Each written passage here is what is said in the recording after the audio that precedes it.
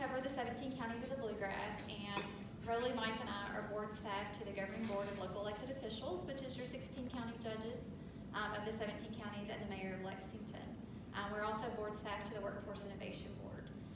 And so our goals are to make sure that we are serving and providing career services to our job seekers and to our businesses all throughout the 17 counties.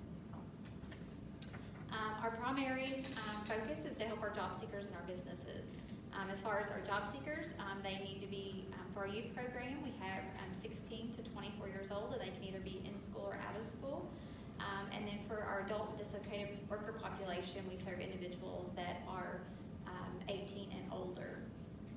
Some of the basic career services that we provide are resume building. We provide workshops, job search assistance, interview skills, financial literacy, and career counseling. And this is open to anybody. It is not limited to a certain population. Anybody that comes in, any one of you could come in today and we would assist you with these job seeker services. We do have more individualized career services. We do paid work experiences, and that's where we contract or do agreements with employers. Currently, we have about 200 agreements with employers in the Bluegrass to help them find the employees that they need. And with these work experiences, or also known as internships, we pay up to 480 hours for them to do their work experience or internship there. So it's basically free employment for the employer. If they do 40 hours a week, it is 3 months of they go on our payroll, so it's free to the employer. So our hope is that the individuals will get their foot in the door, show them what a good job they can do, whether they're in recovery or not in recovery, whatever their situation may be, and stay there. If they don't, if it doesn't work out, that's okay. We will work with them until they find employment. We also provide tuition assistance in our high demand occupations, and that's we have 6 different high demand occupations in the Bluegrass. And basically, just about any occupation can fall under one of those 6 high-demand occupations, but we'll pay up to $10,000 for someone to go back to school. And that's the same for our work experience and our internships. We'll pay up to $10,000. That's the maximum limit. I know a lot of the other programs that are here today have support services. We also provide support services as well, provide up to $1,500 for up to 2 years. And that is for things like the uniforms, the boots, maybe they're in school and they need testing fees, whatever it may be, we'll help those individuals. We also help for a short time for transportation. We'll help them for up to their first 2 paychecks with transportation costs. We've even done things like Uber gift cards to help them get back and forth to work, because I know transportation is such a barrier to these folks. Now, some of the more rural counties, there's not a lot of Ubers around. So we've even most recently purchased bicycles for some of our participants to get back and forth to work. So we really try to think outside the box and try to help those folks. We also have clothing assistance. We have a clothing closet that we just recently started. It is for individuals for their interviews, but they also have, if they have to wear polos and khaki pants, then we will provide 5 pairs of khaki pants and 5 polos for them to be able to have those outfits for every day of the week, as well as boots or whatever they may need. Say they start a job in the healthcare industry, then we will help them get a uniform, stethoscope, those types of things that they may need as well. We do have 4 brick and mortar locations throughout the Bluegrass. It's Danville, Richmond, Georgetown, and Lexington. Georgetown is our comprehensive career center, which means we have other partners such as Voc Rehab and the Career Development Office within those centers. We have our affiliate sites that may have 1 or 2 of those partners within those centers. Our goal for the last couple years has been to make sure that we have access points throughout all 17 counties of the Bluegrass, and so we are making every effort to do that. So for example, in Mercer County, there's Campbellsville University there, so we have one of our career coaches at Campbellsville University. She also goes to Anderson County and to Franklin County. We want to make sure at least no less than once a month we have staff at every single county, but our staff are, as these 2 know out here, they are in our counties constantly, serving our folks, our businesses, and our job seekers. So some of the business services that we provide to the employers, we do everything from application assistance. We try to kind of screen those, do some pre-screening for employers. Like I said, we do the work experiences. We have on-the-job training where we will reimburse employers for up to 50%. We do job fairs. We do multiple different things for employers as well. We have income at worker training where we can help pay for some additional training while they're still employed to prevent them from being laid off. One of the best things that we have done, when COVID came on, we recognized that individuals needed a lot of services outside of employment, outside of providing the soft skills trainings and those types of things. So we hired a resource navigator / crisis counselor to help these folks. And so it gives our career coaches the opportunity to really focus on helping them with employment and the soft skills and all those types of things that they need. But it gives her the opportunity to work with them if they have housing issues, if they have transportation issues. And her name is Terry Jo, and she is a wonderful, wonderful person. She will go above and beyond to make sure that she is providing those resources to those individuals to prevent them from having those barriers to get employment. So, she's done everything from, helping someone get into a treatment facility to helping a lady who had lost her job due to COVID get Christmas presents for her kids. So she's been really beneficial to our job seekers across the 17 counties. So what I really wanted to do is just to give you an overview of what the Kentucky Career Centers do. Mike Riley's going to come up here and he's going to go over specifically our Transitions to Transformation program. About 3 years ago, we met with an employer in Lexington who really expressed an interest in helping those in recovery and what can we do to help those individuals.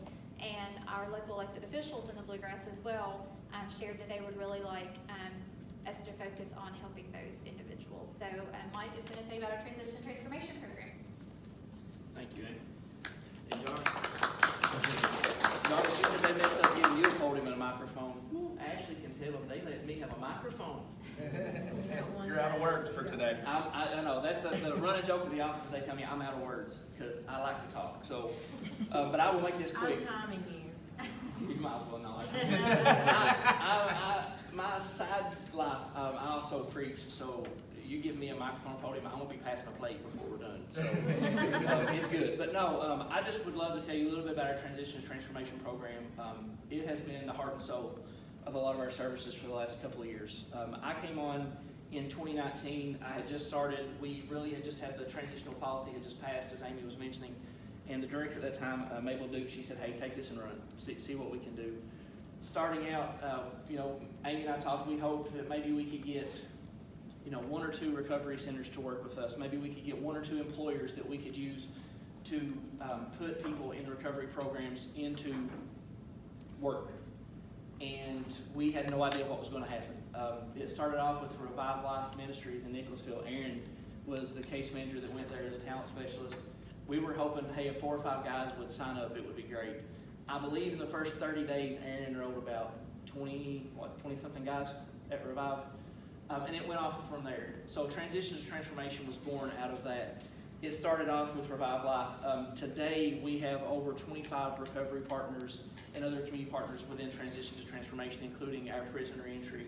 But also, we work with homeless shelters. We work with the domestic violence shelters, the human trafficking programs. And now we've really stepped up our work in the veterans programs. We just had a veteran stand-down event in Fayette County on June 4th. We had over 40 homeless veterans to come out. It was wonderful. We had about 50 community partners that showed up, and that was employers and service providers. So it has been just amazing to see the reaction for this. The employer side, but as Amy mentioned, we have over 125, I think it was 129 was that number, for transitional master agreements. And that's 129 employers that have said, yes, we want to be a part of the change. We want to be a part of the solution. We want to create this talent pipeline with these individuals. And it has been phenomenal to see. In the beginning, we were going out. Aaron was going out to recovery centers. Rowley was going out. Hannah was going out to employers to kind of talk about this program and how employers could be a part of it, to where today we actually have employers call us now and want to know how they can participate in Transitions to Transformation and how they can go to work with these individuals. It's been a passion of all of ours. And that I go back to it. I'm just kind of the mouthpiece. I'm the guy who likes to talk and give me a microphone and I'll go forever. But it's Aaron, it's Hannah, it's Rowley, it's the folks that are out on the front lines going and talking to the employers. Aaron has enrolled, how many transitional participants have you enrolled now? A bunch. A bit, yeah. A A lot. lot. So she's the one that does this every day, and that's what makes this program work, is because it is a passion. It's not just another program for us. And it's been wildly successful because of that. So some of the things I wanted to bring up were, just to let you know that this does exist. So with the transitions transformation, it's both a benefit for the employer and for the job seeker. So for the job seeker, as Jarvis mentioned, we're not just saying, where do you want to go work? Here's a list of places that will hire people. Everybody that comes through the Kentucky Career Centers gets an individualized assessment. So when Erin sits down with someone, she doesn't say, hey, okay, I see this is your background, you're going to Amazon, or I see this is your background, you're going to this factory.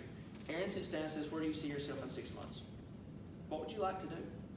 Just like any of us wouldn't want to go in to have somebody work with us in our career and then tell us what we were going to do, we take an individualized approach.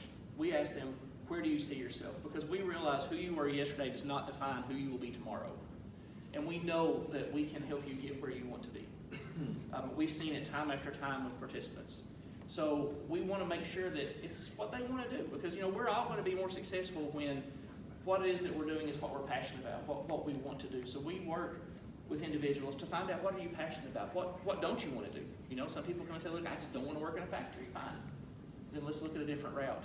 So we were able to take that time, as Amy mentioned, with our work-based learning programs. That's one of the key components. We can place individuals in work-based internships for up to 480 hours to help them find what it is they want to do to get their foot in the door. Like I said, everybody's given an individualized assessment. We help them find out, what are your strengths. We look to see, what have you done in the past? What work experience do you have? And like Jarvis mentioned, a lot of them are like, I've been incarcerated, or, look, I've just been dealing drugs. Well, there's a lot of transferable job skills in those situations that they can take to the workplace. When you're having to hustle every day to get what you need, you're a good entrepreneur. You're good at time management. You're good at navigating resources. Those are job skills that can be transferable and used in the workforce. So we help them figure out how can they apply what they've done to what they want to do. And we're very honest with them. We have individuals that come in and say, look, I want to be a phlebotomist. And we find out their past maybe was in IV drug use. And we're like, that's probably not the best career choice. So let's talk about what you want to do and how we can help you get there. From the employer side, we work with employers from day one to understand maybe some of the challenges that are going to happen. We're very upfront with employers to say, listen, we don't know exactly how this is going to turn out, but we're going to be there with you every step of the way. With a lot of job placement programs, employers in the past have just, whoever shows up at your door, who they send you, you don't really have a say in who you get. With all of our programs, so for example, Hannah and Erin may work with a business, and they'll say, okay, here's 5 individuals. You interview them, you go through that process, and you come back and tell us if they're a good fit for you. You're not just going to get whoever we send you. So they go through it because we also want that application process, that interview process, to get those skills. So from the employer's perspective, they're going to get to pick who they want. And they also realize that there is no obligation. So when they're doing the internship, there's not an obligation that they keep the person past a certain number of days. And if it doesn't work at any time, they can call us and we can look to say, hey, maybe this isn't a good fit. Let's see where this can go. We've also seen huge success from it. One of the first people, I believe he was on Erin's caseload, was the gentleman that worked at Alltech. He had been there, I think he completed 142 out of, at that time it was 320 hours. And the HR folks from Alltech called and said, look, we need to end this contract immediately. And we're like, oh no, is something wrong? What happened? Did he not show up? Did he, did something go wrong? Like, no, he's one of the best employees that we have. We'd like to exit him from your program so that we can hire him full time. So it was in 2019, the Friday before Labor Day, he exited out of our program successfully. Monday morning, he was hired on at Alltech full time with benefits and retirement. That's what we want to see, and that's what over and over we have seen. I'll just kind of wrap up because I know I'm already over time. But one of the things that we can say with our program with Transitions to Transformation is we don't just believe it works, but we can prove it works. A lot of your work-based learning programs across the country, your success rates vary. What we have been able to see, and with our work-based learning programs within the Kentucky Career Centers of the Bluegrass, are the success rates of people that exit our programs into full-time employment. Based on the week, based on the time, that number ranges anywhere from about 89 to 91% of our individuals go into full-time employment. And that's because we have a dedicated staff that are there working with them every step of the way. Once somebody is placed in a work-based learning program, once they get full-time employment, we don't just say, okay, you're good, now go. We do follow-up. If it's a youth participant, they get monthly follow-up for 1 year. If it is an adult participant, It's supposed to be quarterly, but I think Erin would probably vouch that she talks to her folks who follow up probably more than once a quarter. Some of them probably weekly, if not daily, because our staff they're just dedicated to helping their folks get work.